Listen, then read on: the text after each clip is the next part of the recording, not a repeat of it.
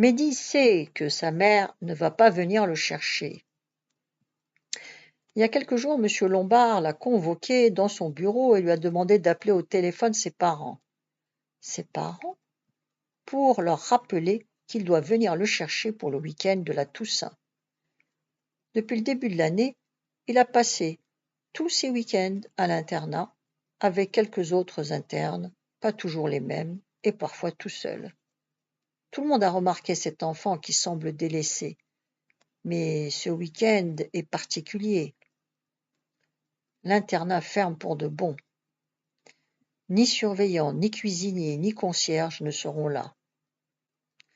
Mehdi ne pourra pas rester au lycée. C'est étrange. Il sait et ne sait pas, ou ne veut pas savoir. Pendant qu'il écoutait M. Lombard dans son bureau, Morel était entré en coup de vent, comme à son habitude. « Bonjour, monsignor. Tiens, qu'est-ce qu'elle fait là, Fatima ?»«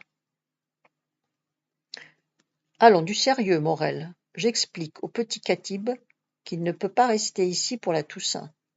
Cette année, ça tombe un samedi 1er novembre. Tu me suis, fils ?» Il s'était penché sur Mehdi. « Dimanche 2 novembre, c'est le jour des défunts. »« Tu sais ce que c'est ? » ?»« Non, » avait murmuré Mehdi, qui se rendait bien compte que M. Lombard aimait faire de longs discours et qu'il valait mieux lui en donner l'occasion. M. Lombard avait pris une profonde inspiration puis s'était lancé. « Eh bien, le jour des défunts, c'est la commémoration des morts, ou la fête des morts. »« Rien que du joyeux, » l'avait interrompu Morel. M. Lombard l'avait foudroyé du regard. Puis il avait continué. « Pour les catholiques, c'est le moment de demander à Dieu de délivrer ou de soulager les âmes du purgatoire. Le purgatoire, il n'y a pas ça chez vous, les musulmans. Ou je me trompe ?» Mehdi était resté muet, n'ayant même pas compris la question. Morel en avait profité pour taquiner M. Lombard. « Vous cherchez à convertir Fatima ? Je vous rappelle, même si vous êtes mon supérieur hiérarchique, disons que je me permets de vous rappeler que nous sommes dans un établissement laïque. Ça s'appelle bizarrement la mission culturelle française, mais on n'est pas des missionnaires. On est les hussards noirs de la République. On est là pour propager les idéaux laïques de la Révolution. » M. Lombard l'avait interrompu agacé. « Qu'est-ce que c'est que ce langage pompeux, Morel ? Ça ne vous ressemble pas. Et d'abord, je ne cherche pas à convertir personne. Simplement, j'explique au petit Khatib pourquoi le week-end qui vient est spécial. Il ne pourra pas rester à l'internat, on ferme. » « Ça, c'est vrai, » avait confirmé Morel en regardant Mehdi d'un air menaçant. « On ferme. Tous ceux qui voudront rester seront dévorés par Médor, le chien de son maître. Waf, waf. » Mehdi avait quitté le bureau, le cœur serré. Il décida d'oublier tout ce qui s'y était dit. De toute façon, ce fameux samedi 1er novembre 1969 n'allait peut-être jamais advenir. La fin du monde était proche, tous les espoirs étaient permis. 18h30. Il ne reste plus personne dans la loge, sauf lui. « Alors tu as appelé tes parents ?» M. Lombard avait surgi devant lui la veille. Pris de court, Mehdi avait fait oui de la tête. Le surveillant général était parti satisfait. En fait, Mehdi n'avait appelé personne. Comment aurait-il pu le faire ? À Bni Mellel, ils ne sont que quelques-uns à avoir le téléphone. Sa mère n'est pas du nombre et elle ne sort jamais de chez elle, frappée d'un mal mystérieux ce jour funeste où son mari s'est évanoui dans la nuit. Depuis la rentrée, depuis le jour des dindons, Mehdi n'a aucune nouvelle d'elle, ni de son frère et de sa sœur. C'est étonnant, mais c'est comme ça. Comment expliquer une telle situation au surveillant général ? Il ne voudrait pas le croire. Et s'il le croyait, quelle honte !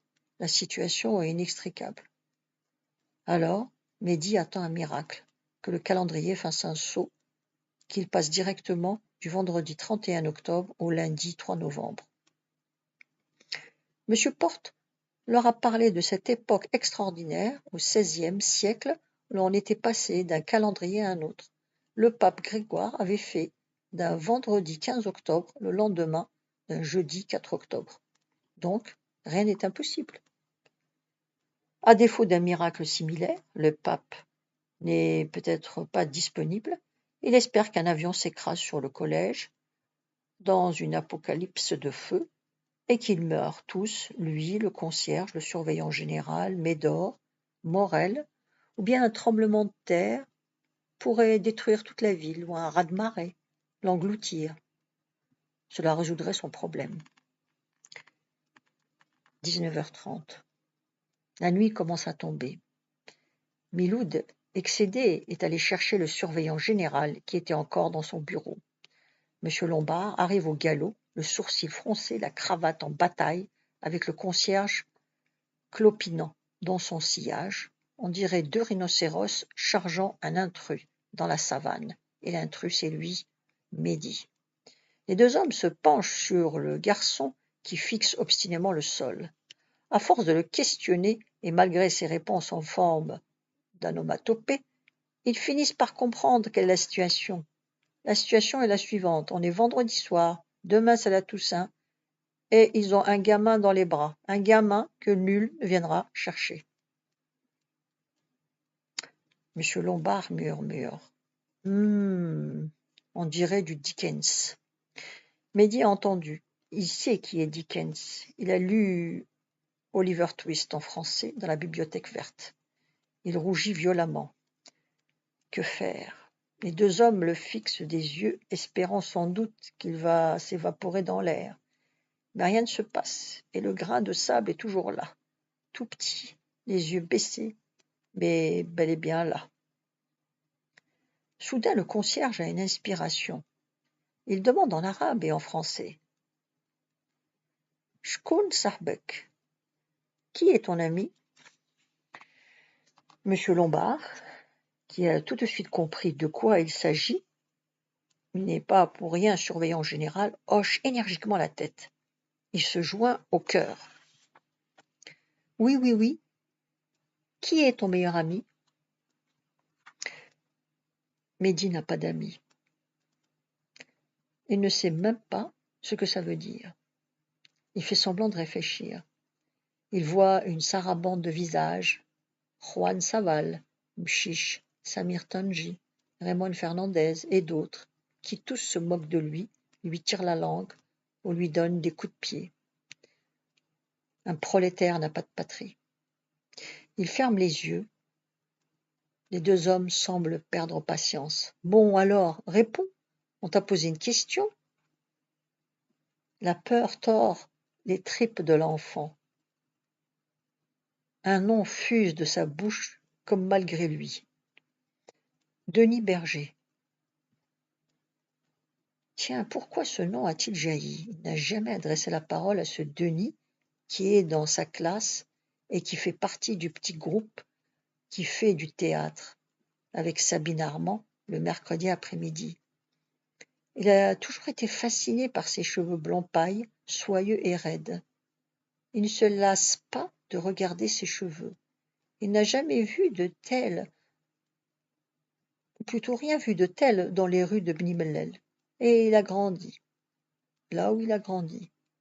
Même à Lyautey, ils sont rares, des cheveux aussi blonds, presque blancs. Mais c'est pas pour cela qu'il l'a accusé d'être son ami. En fait, il voulait répondre Cathy Kirchhoff. On vit dans l'espoir, mais une sorte de pudeur a fait fourcher sa langue. Et puis, il a beau anticiper à perdre haleine, il ne peut quand même pas avancer la pendule de 20 ans.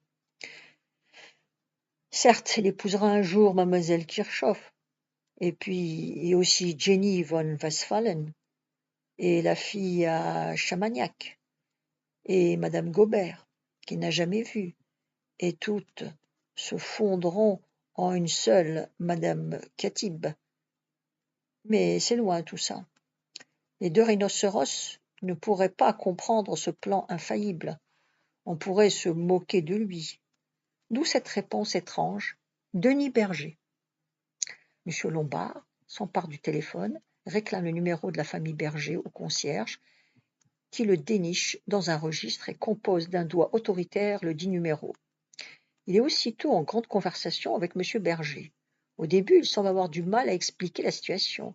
Il bafouille un peu, bégaye, se reprend, mais au bout de quelques minutes, un grand sourire éclaire son visage et il se répand en remerciements d'une belle voix mâle que module un évident soulagement. L'affaire est réglée, Mehdi va passer la Toussaint avec des chrétiens qu'il ne connaît ni d'Ève ni d'Adam, c'est ce que lui affirme le surveillant général. Mehdi s'efforce de penser, mais son cerveau refuse de fonctionner. Il ne voit qu'un grand écran noir devant lui. C'est la Toussaint.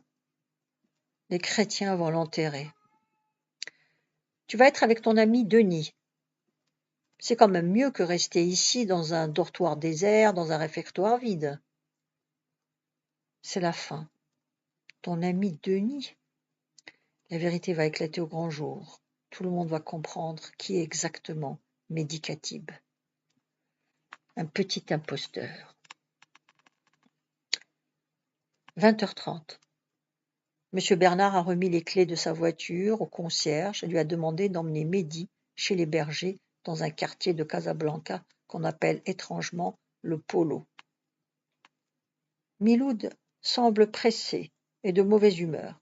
Il roule à toute allure dans les rues de Casablanca comme s'il conduisait une jeep ou un tank dans la jungle vietnamienne, où s'écrasaient quelques piétons téméraires. Ils le sont tous. Brandit le poing et injurie généreusement tous les véhicules qui osent croiser sa folie. Arrivé au Polo, patibulaire, se gare le long d'un trottoir au pied d'une colline, descend avec agilité du tank, ouvre la portière du passager et extirpe celui-ci sans ménagement. Mehdi heurte son genou contre le tableau de bord, la douleur est si vive qu'il se met à pleurer. Charlie l'en accure. Il explique à Mehdi, planté sur le trottoir, prêt à défaillir, quelle direction il doit prendre. Il répète l'explication, d'une voix menaçante, avec force geste et quelques menaces à la clé. Dans un instant, il va prendre une mitraillette et la planquer sur la tempe du petit guerriero. Mehdi comprend à peine ce qu'on lui dit, mais il hoche la tête, effrayé à l'idée de devoir grimper la colline tout seul, mais encore plus effrayé à celle d'attirer sur lui la colère de cet homme si désagréable. Tout ce qu'il a compris, c'est qu'il doit aller au 21 rue de la Dordogne. La voiture démarre en trombe et s'évanouit dans la nuit indo-chinoise. Mehdi se met en marche, boitant tant bien que mal, le long de la large route mal éclairée qui mène au sommet de la colline. Il cherche des yeux les plaques qui indiquent le nom des rues qui aboutissent sur la route, à droite ou à gauche. Mais il y a un hic. Toutes les rues ont été débaptisées au cours des années précédentes. La rue de la Dordogne, comme si on a gardé l'habitude de la désigner ainsi, porte maintenant un autre nom. Mais lequel? Mehdi déchiffre des rues Larsen Mehdi, ou Ferhat Achad, ou Halal El Fassi. Mais quel rapport avec la Dordogne? Il cherche une belle région de France, le voilà au milieu du syndicaliste mort ou de glorieux résistants dont il n'a jamais entendu parler. Il fait de plus en plus noir. Fatigué, ne sachant que faire, il va s'adosser à un arbre au bord des larmes. Son genou est en train d'enfler. Quelques minutes passent, cruellement. On entend des chiens aboyer. Soudain, il croit voir une ombre bouger sur le côté.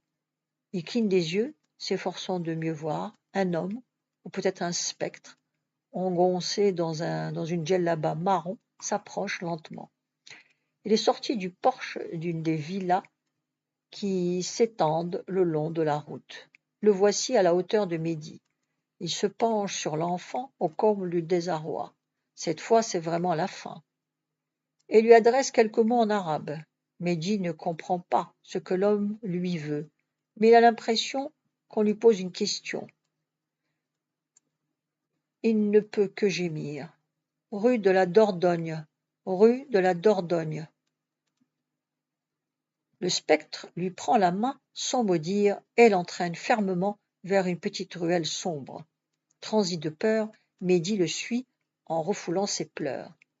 La ruelle débouche sur une rue plus large, un peu mieux éclairée. Une voix demande « Numéro, numéro ». Ça ressemble à numéro. 21, répond Mehdi. L'homme le regarde perplexe. Il avise un petit tas de sable au bord du trottoir.